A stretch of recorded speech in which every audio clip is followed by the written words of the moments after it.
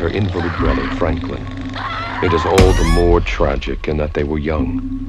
But had they lived very, very long lives, they could not have expected, nor would they have wished to see as much of the mad and macabre as they were to see that day.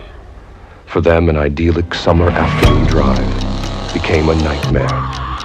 The events of that day would lead to the discovery of one of the most bizarre crimes in the annals of American history.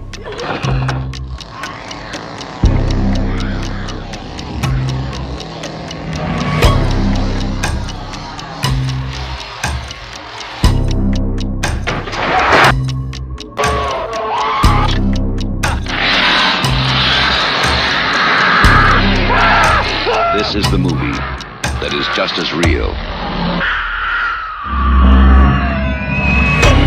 just as close,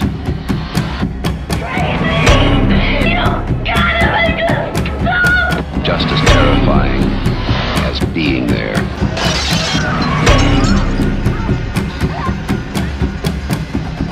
The Texas Chainsaw Massacre.